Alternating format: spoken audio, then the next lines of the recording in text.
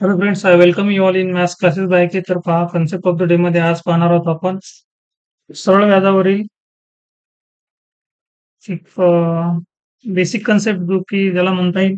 आणि ह्या TCS ने विचारलेले प्रश्न आहेत हे तलाठी भरतीमधील.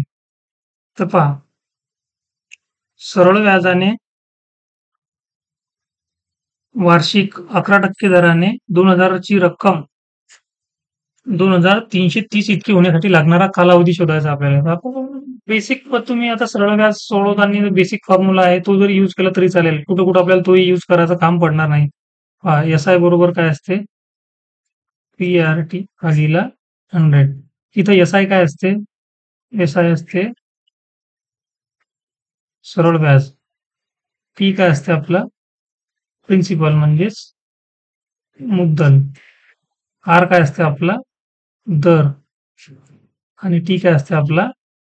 कालावधी. ठीक आहे. बेसिक टर्म्स आहेत हे आता आपल्याला माहीतच पाहिजे. म्हणजे आता आपण जर सरळ व्याजाचे जर क्वेश्चन आपण सोडवत आहे तर आपल्याला हा एक बेसिक फॉर्म्युला आहे. आणि आता एवढा काही हार्ड अँड फास्ट नाही आहे जसं की CI चा आहे. तर कुठं कुठं आपल्याला फॉर्म्युला यूज करणे हे गरजेचं ठरते. कुठं कुठं आपले कन्सेप्ट, कुठं कुठं आपले ट्रिक. ठीक आहे. तर पहा, इथं आपल्याला काय काढायचं आहे. इथं पहा, त्यांनी काय दिलंय, प्रिन्सिपल. आता SI किती आहे आपलं? 2000 ची रक्कम किती झाली? 2330 झाली. आपल्याला काढायचं काय आहे? कालावधी काढायचा आहे. पहा, लक्षात घ्या. आता SI किती आपलं? 2000 ची जर मुद्दल जर आपली किती झाली?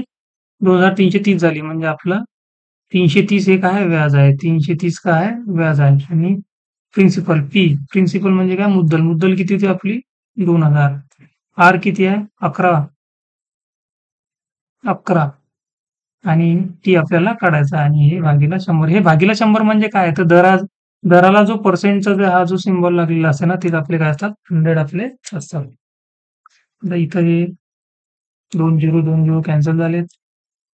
इथला 1 झिरो, इथला 1 झिरो कॅन्सल झाला. आणि हे 11 त्रिक 33. आणि हे दोन इकडे भागीला येतील. म्हणजे 3/2 बरोबर टी, म्हणजेच 1.5 बरोबर टी. आणि हेच इयर मध्ये आहे. ठीक आहे.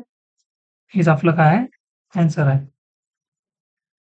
सरळ व्याज हे जे आहे एकदम बेसिक, म्हणजे याच्यामध्ये असं बेसिक बेसिक कन्सेप्टच आपल्याला एक्झाम मध्ये पण एवढे काही असं कठीण प्रश्न असे विचारत नाही. आणि सरळ व्याजावर तुम्हाला विचारलं तर प्रिन्सिपल काढायला लावतील, SI काढायला लावतील. आता इथं टाइम काढायला लावला, कुठं कुठं रेट काढायला लावतील. रेट काढणं थोडंसं किचकटच असते. बट सरळ व्याजमध्ये एवढं काही कठीण नाही आहे. पण जेव्हा तुम्ही चक्रवाढ व्याज शिकाल तेव्हा त्यामध्ये तुम्हाला रेट वगैरे काढणं थोडंसं काय असते, किचकट असते. तर पहा, चॅनल सोबत जोडून राहा. आपण अशाच डेली आता आपण कन्सेप्च्युअल क्वेश्चन जे आहेत, ज्याच्यावरून आपल्या कन्सेप्ट क्लिअर होतील किंवा टफ क्वेश्चन आहेत, तर असे क्वेश्चन आपण काय करत असतो? डेली घेत असतो. ठीक आहे फ्रेंड्स, थँक यू.